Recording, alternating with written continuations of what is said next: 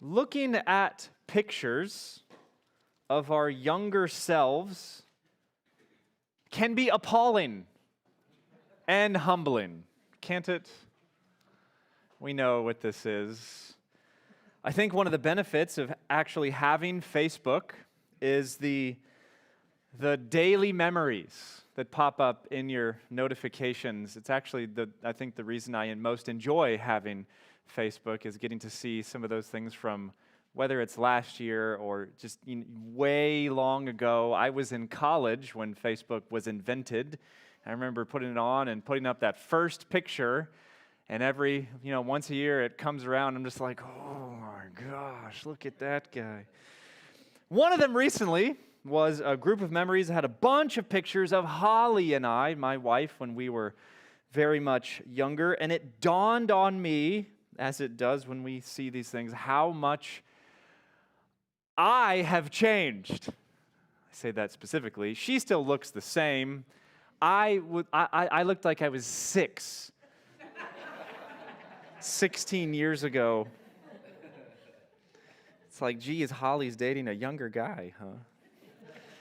Believe it or not, before Holly and I started dating, I had a particular preference of clothing that she helped me mature out of, but I generally lived in jean shorts and tank tops before I don't know how we met and started dating, now that I think about this, but it was an easy choice for me back then. I mean, I was a college student, and I worked at the rock climbing gym at the school's rec center, and so it was just an easy comfort option. It's just comfortable, right, to wear these things, and it was an easy choice to get into climbing gear quickly with these clothes on, and it never really bothered me.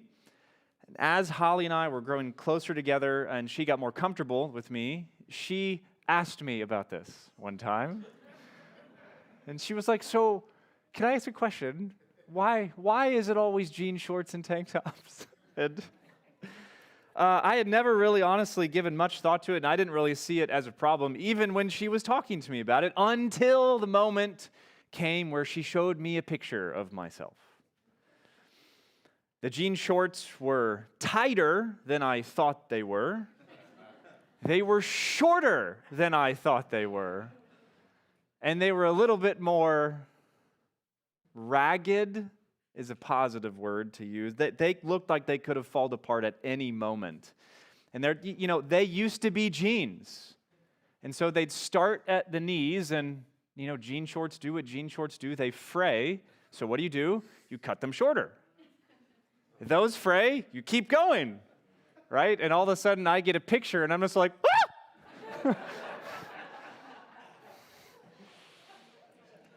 Well, perhaps it's needless to say, but since that day, Holly has greatly aided me with many things, especially my clothing preferences.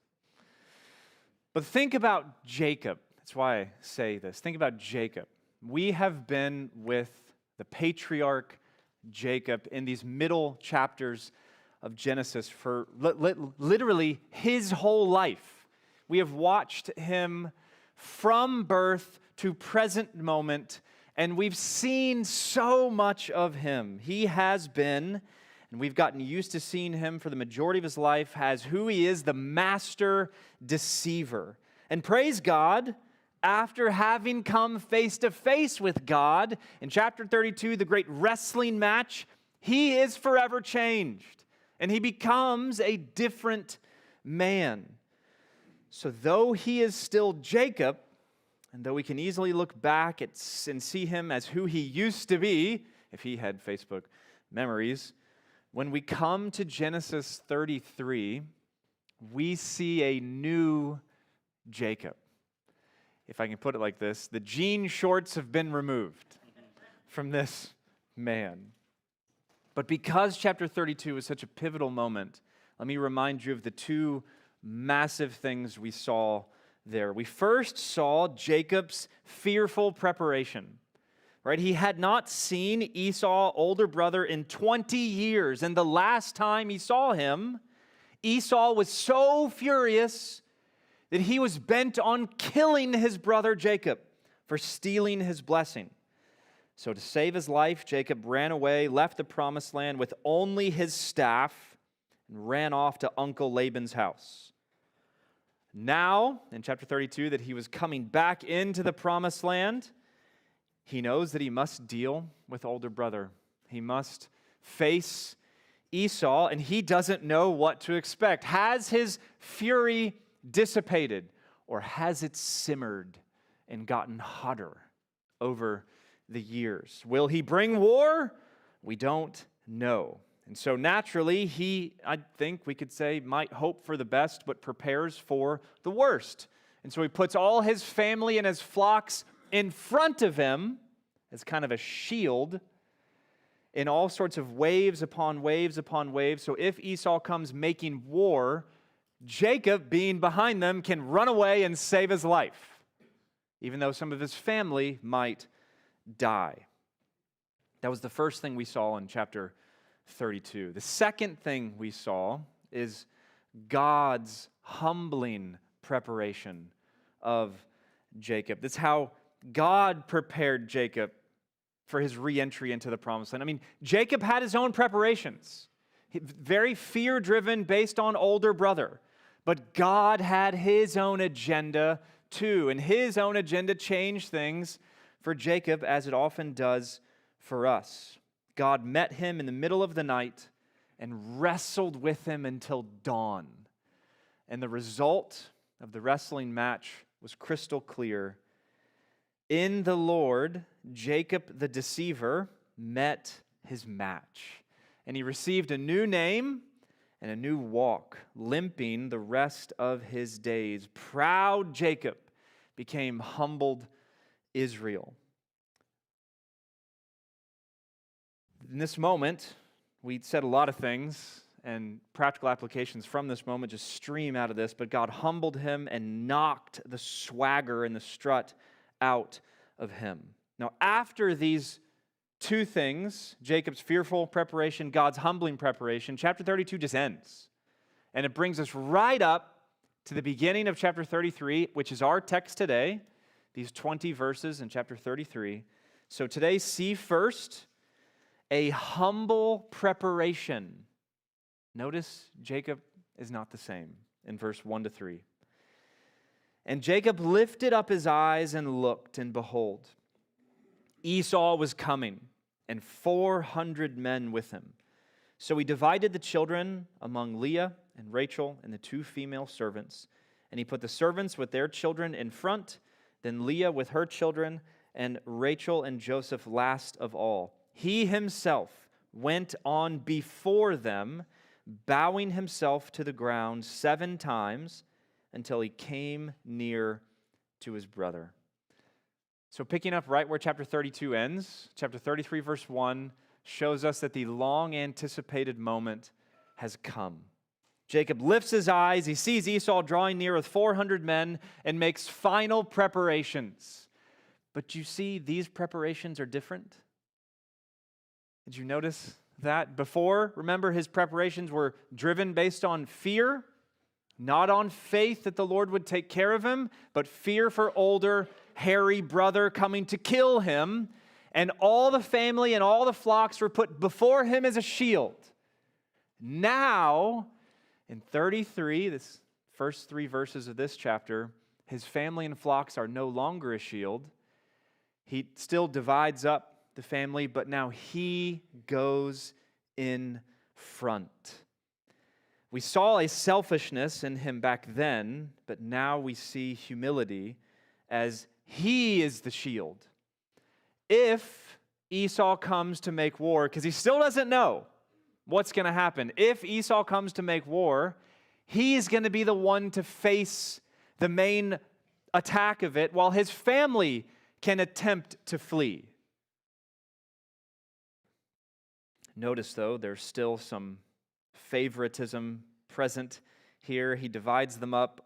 Zilpah and Bilhah, that's the names of his servant wives, and their children first, that's the first wave. Then Leah and her children next, and Rachel and Joseph last, because that's his favorites. They will have, if this goes south, the longest time to save themselves. The others will not. All in all, this is a man who still looks like this man, but it's a man who has been changed. So off they go, and as verse 3 concludes, we as the readers, remember, put yourself in this text for the very first time. If you've never heard these things before, you end verse 3. If you pause there and just cover up the page, you're like, what's going to happen? The moment has arrived. And we see, in verse 4 to 11, a sweet reunion. But Esau ran to meet him and embraced him and fell on his neck and kissed him, and they wept. And when Esau lifted up his eyes and saw the women and the children, he said, "Who are these with you?" Jacob said, "The children whom God has graciously given your servant." Then the servants drew near, they and their children, and bowed down. Leah likewise and her children drew near and bowed down.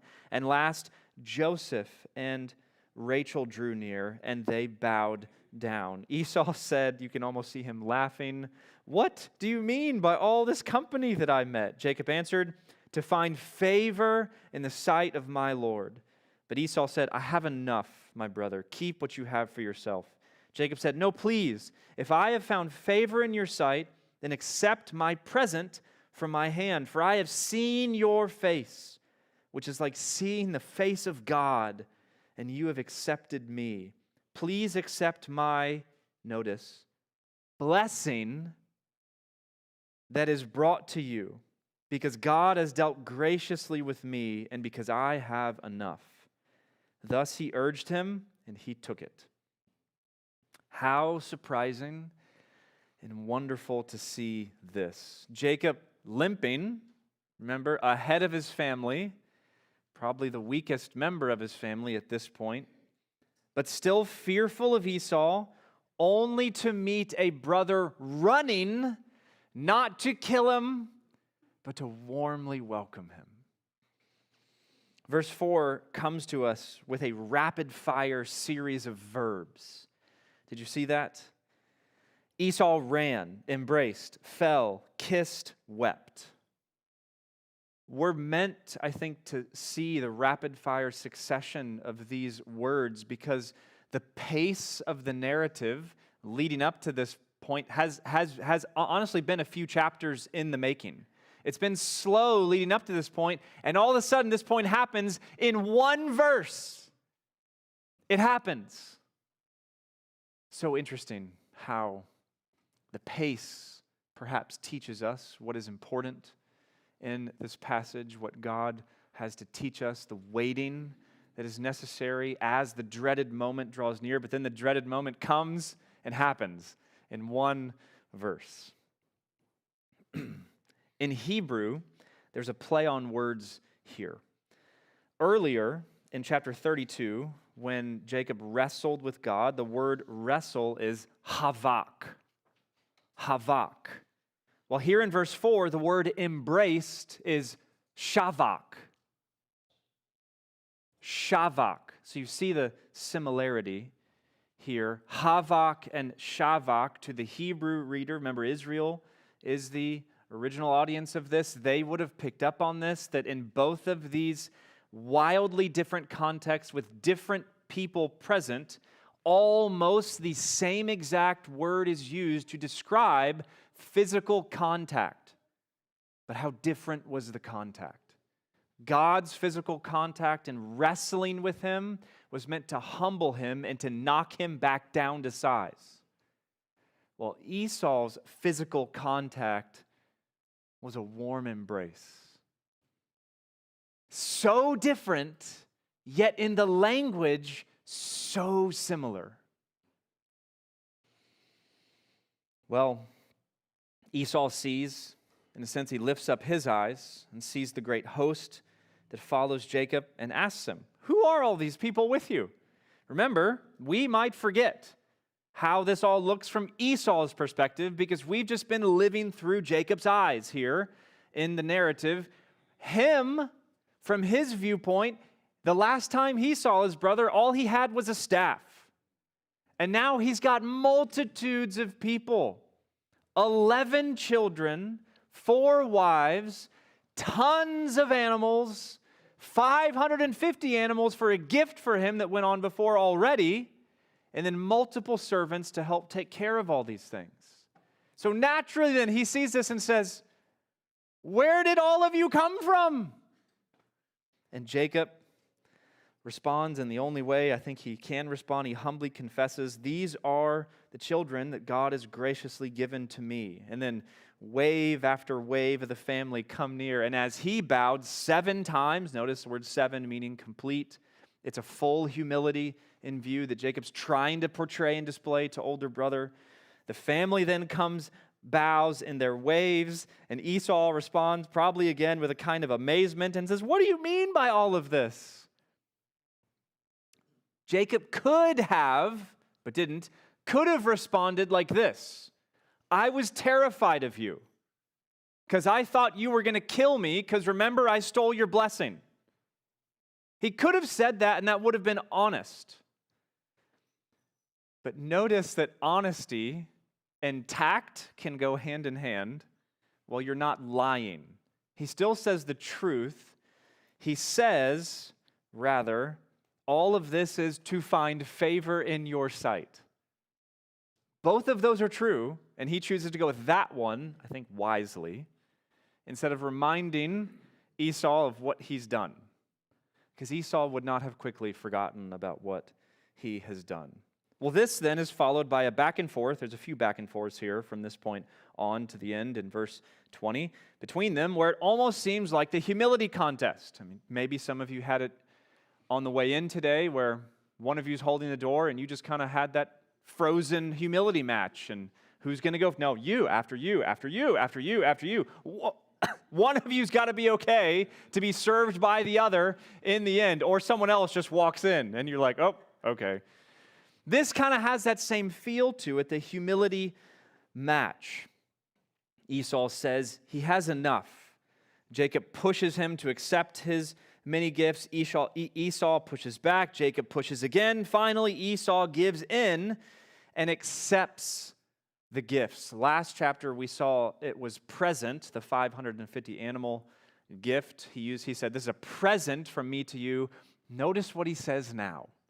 In verse 10, he actually uses the word that would have brought up all the memories. Sometimes, as you look back in your past, all you need, even though it might be 20 years earlier, all you need is one word to bring up horrible past mistakes and failure and memory and hurt. But he uses it here in verse 10, encouraging Esau, "No, please, if I have found favor in your sight, please accept my blessing from my hand. For I've seen your face, which is like the face of God." That was verse 11. I'm sorry. But you see how he's careful to not say that up until this point. We almost get the impression that he's wanting to see if the kind welcome from Esau was really going to last. Like, is this real? Like, I want to use the word. I want to use the word. I want to reunite with my brother. I want to use the word. I want to show him. I want to make up for everything I stole from him. That God has blessed me so much that I can now be a blessing to him and give him back what I stole. I want to use the word, but is he really this glad to see me? Or am I going to turn around and I'm going to get a knife in the back? He waits until the end to use the word. And then look, Esau gives in and takes it as a gift. It's beautiful to see. The last thing to notice, I think, is in verse 10. We might think that Jacob is playing it up a bit much in his verbiage there, that upon seeing Esau's face is like seeing the face of God. I mean, you're like, okay, man. I know you want to make up with me, but that's a bit much. Like you're trying too hard. You can get that impression, but I don't think from Jacob's perspective that is really what's going on. I think he's actually being honest here because of what just happened in chapter 32. He just met God face to face and was spared. The same happens here, and he was spared. So what Jacob says here is true. As he met God face to face without dying, though he should have, he now meets Esau face to face and doesn't die, though he likely could have. This is the second time his life has been spared in literally the last few hours. And he is staggered by it. And so he says, seeing his face is like the face of God. Perhaps that encourages Esau, like pushes him over the edge. Fine, okay, I'll take the gift. Well, the reunion has happened. Let's read the last part of the passage in verse 12 to 20, a peaceful parting.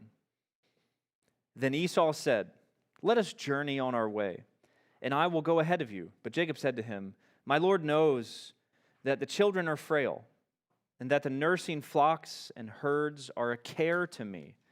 If they are driven hard for one day, all the flocks will die. Let my Lord pass on ahead of his servant, and I will lead on slowly at the pace of the livestock that are ahead of me, and at the pace of the children, until I come to my Lord in Seir." So Esau said, "Let me leave you with some of the people who are with me." But he said, "What need is there? Let me find favor in the sight of my Lord." So Esau returned that day on his way to Seir, but Jacob journeyed to Succoth and built himself a house and made booths for his livestock. Therefore, the name of the place is called Succoth. And Jacob came safely to the city of Shechem, which is in the land of Canaan. So he's back in the promised land now. On his way from Paddan Aram, and he camped before the city. And from the sons of Hamor, Shechem's father, he bought for 100 pieces of money the piece of land on which he had pitched his tent. There he erected an altar and called it El Elohe Israel. Well, the long-awaited reunion is over, and now the chapter ends with the brothers parting ways. It's almost so, it feels anticlimactic, doesn't it? It led up so much to this point, and then it's done. Again, the space given to the time waiting and the space given to the event are so different, we ought to remember what God wants us to remember here. There's more for us to learn here than there is here. I think that's, again, something we see here. Well, as the chapter ends, there's another back and forth between Esau and his brother. Esau begins this time in verse 12. "Jacob, come with me back to Seir." And Jacob, some, in verse 13 and 14, see his response as more deception. Some of you are nodding. I disagree with you. You're seeing Jacob this poorly? We've swapped roles here, almost. Many people see him as deceiving Esau here more because he is Jacob, but I actually believe him to be honest. 400 military men do simply move too fast for all of Jacob's family and flocks. It'll be too hard for them to keep up with them. And so Jacob says he will come to Seir, but he'll come at the pace of the livestock in front of him and the children with him. But does he intend to go to Seir? That's the question that drives the answer. And the answer is no. He's going back to the promised land. God has called him to go back to Canaan, to go home. So why tell Esau he will come? I think rather than seeing this as disingenuous or deceptive, it seems to me more like Jacob is trying to part ways with Esau graciously without arousing his anger. They have been reunited. Jacob wants to leave peacefully. And you say, well, he's lying to leave peacefully. And I say, well, maybe in this moment he really did intend to come to Seir one day. It's just not going to be a day soon. And so he says, I will come. I don't think he's being deceptive here. Many do. Anyway, Esau continues to persuade Jacob, offering, he really wants him to come back. Let me leave some of my people with you and help you along. And he says, no. Let me find favor in the sight of my Lord. This is the very polite way to say no. Saying no so nicely, you feel loved when you're told no. This is what Jacob is doing. And so the long estranged brothers, now reunited, in verse 16 and 17, part ways. And we do not read of them being together again, at least in the Bible. Maybe he did actually get to see her one day. But we don't read of them being together again until they will together, in chapter 35, at the end of it, bury their father Isaac. Esau goes off to Seir. It says Jacob goes to Succoth. I don't think Jacob intends to stay here very long. I mean, the very next verse says he went off to Shechem. The word Succoth means tents or shelters, which makes sense because this is a temporary kind of, okay, we need a little bit of a breather. We just had the moment. Let's all exhale. Let's rest. Then we'll go back into the promised land. And we see him in verse 18 to 20 go into Shechem, a city within the promised land, buy some land, build an altar, and worship. We see this happening. And by doing this, Jacob is declaring his affections. The Shechemites will, in future books and chapters to come, not be the most upright of people, having idols of their own. Here, in the midst of this pagan land that is the promised land, he builds an altar to the true God, declaring his allegiance, that God, the God of Israel, is his God, and he will worship him alone. And the sweet reunion is over. Well, as we conclude, I think, well, that was a short sermon. We're only halfway done. We got a lot more to do because there's such an implication here to see. Out of all we could say, there are two truths that rise out of this text that we need to linger on. First, this chapter shows us what the gospel looks like. It shows us what the gospel looks like. That's the first thing we need to linger on here in this chapter. Esau's warm welcome of Jacob is one of the most beautiful displays of grace in all of the Bible. It's one of the most beautiful displays of grace in all of the Bible. It's nothing less than a full and free forgiveness, so much so that upon seeing the face of Esau, Jacob says it's like seeing the face of God. He knows he doesn't deserve the welcome, but he gets it from the very one that he's offended. We cannot too quickly move past this. Think about it. Where did Jesus get his inspiration for the parable of the prodigal son? The father running to meet the wayward child. I think he got it right here.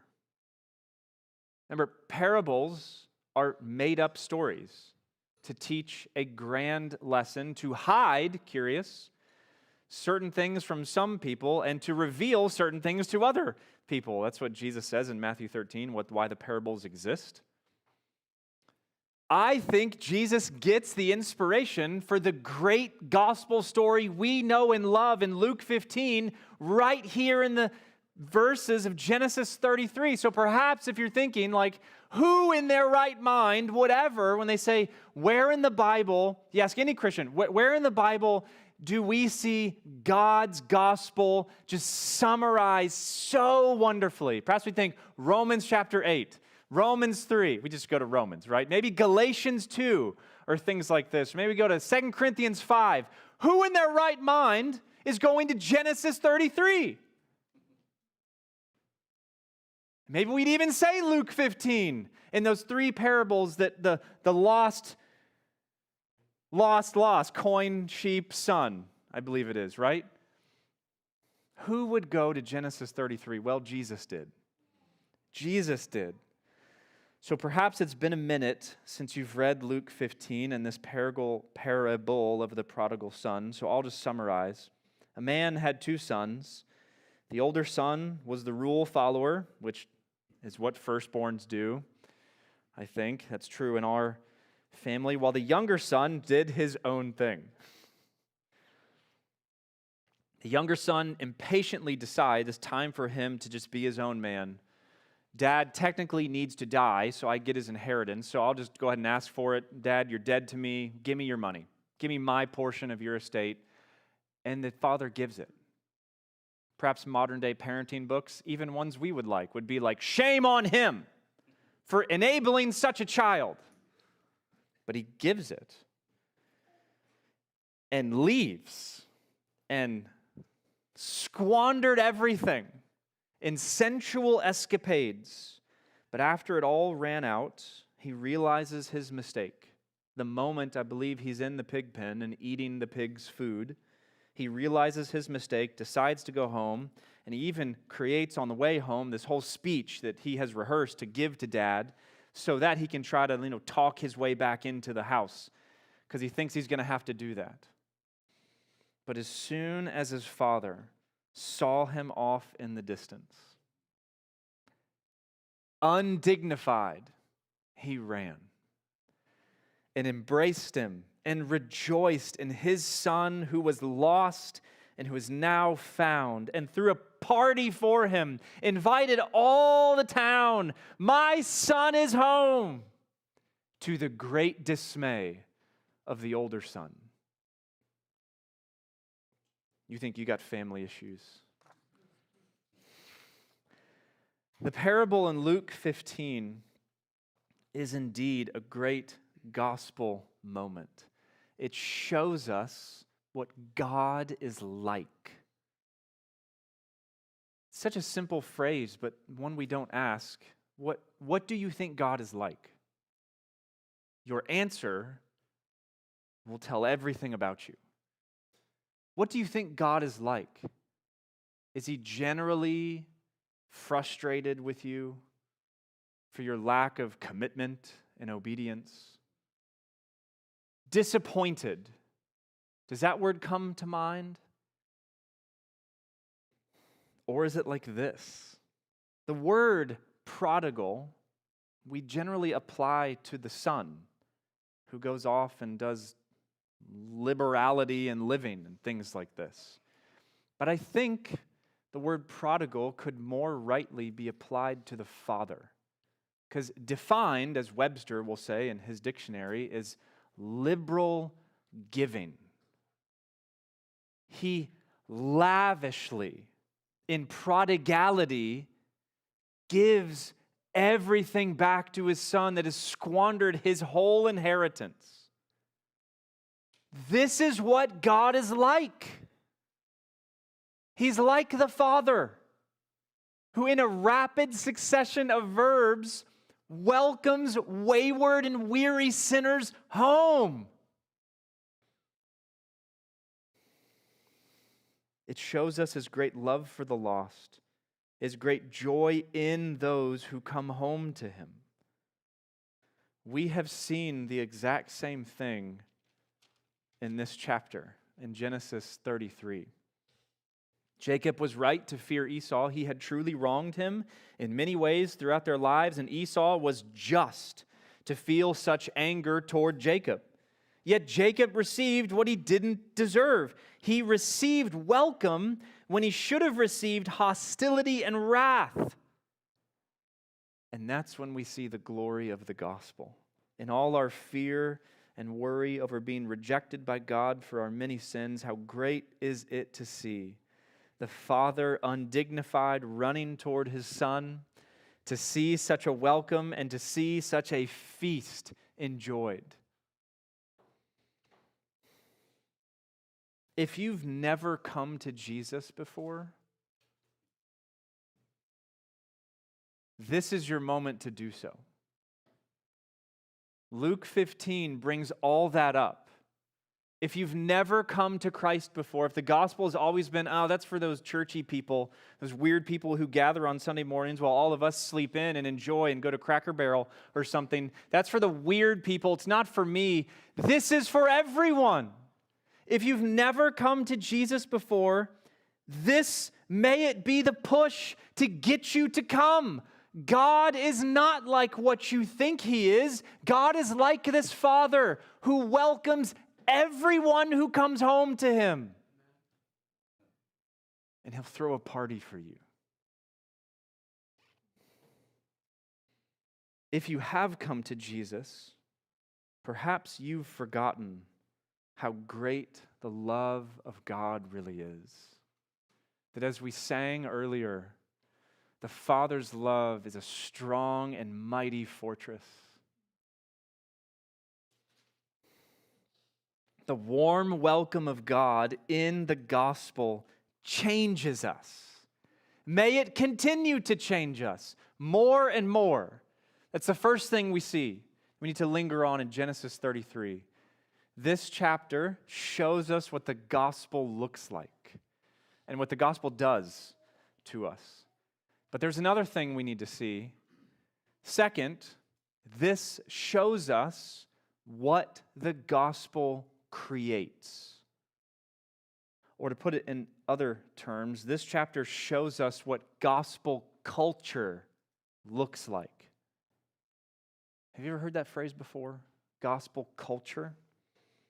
It's a glorious thing to see it when a community embraces the gospel that we've just seen.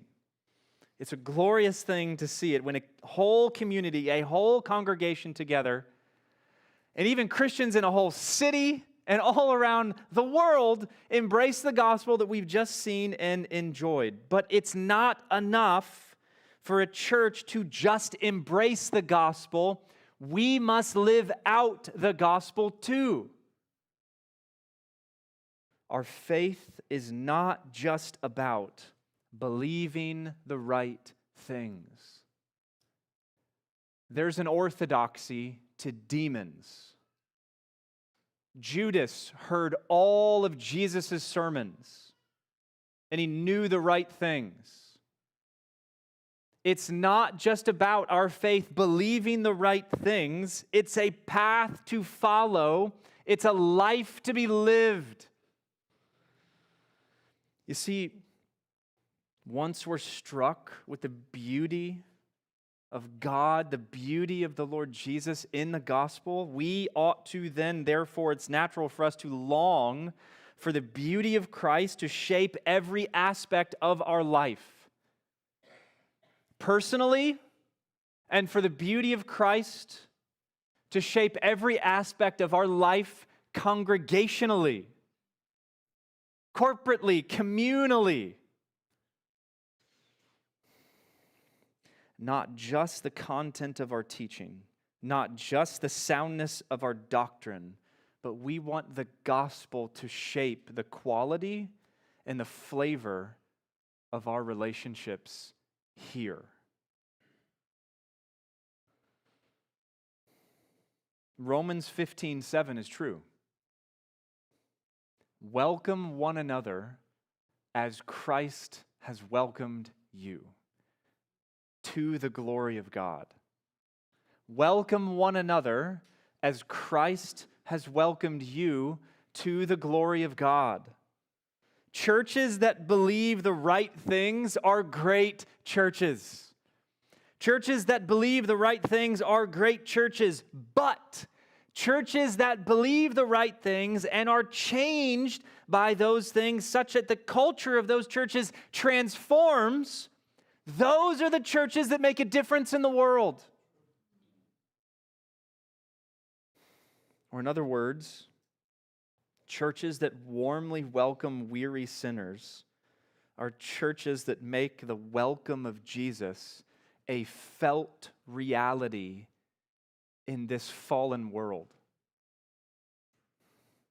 Churches that welcome weary sinners make the welcome of Jesus a felt reality in this fallen world. How different, perhaps how disruptive, would it be to a cancel culture to see churches with a posture like this?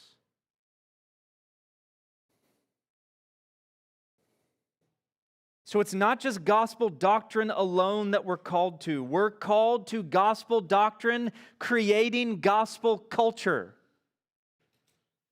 In such a church, the gospel is articulated at the level of doctrine and applied and embodied and lived out, embraced together at the level of culture or vibe, ethos, community feel.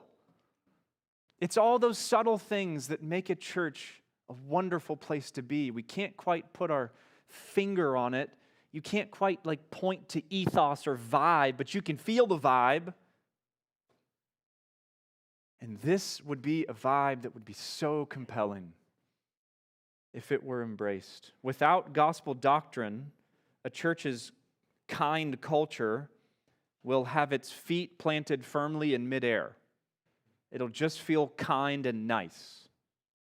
And there'll be no substance or oomph to it.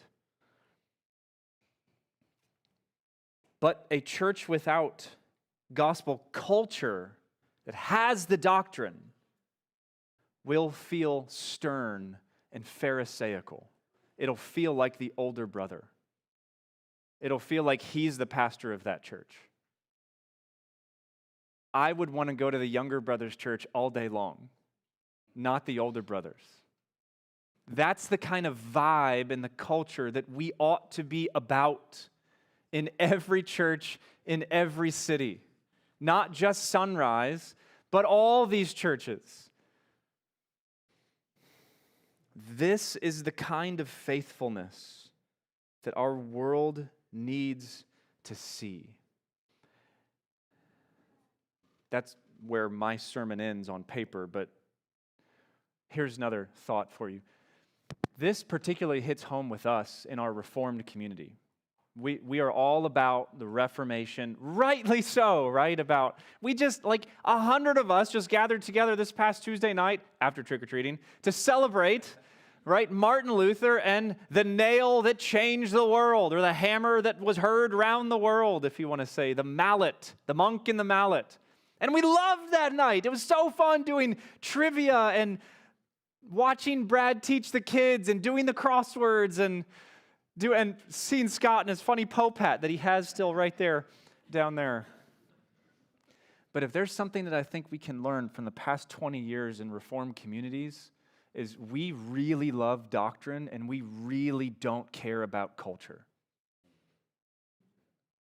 We see gospel doctrine as sacred and gospel mission as sacred, and if culture's there, we're like, great. If not, we're like, well, let's pray for it. We need to become in the Reformed community, I'm not just talking about Sunrise, I actually think Sunrise does this really well. And generally, the Reformed people in the world need to not only see the doctrine as sacred, we need to see the culture of our churches as just as sacred. Because in John 13, what is it that fuels the mission of the church? What will the world see that they will take notice of? Our love for one another. In the past 20 years, Reformed churches have not done well with this. We need a new kind of reformation in Reformed churches where we welcome one another as Christ has welcomed us. This kind of witness, dare I say it, even, my point of view, might just be prophetic in our fallen world today.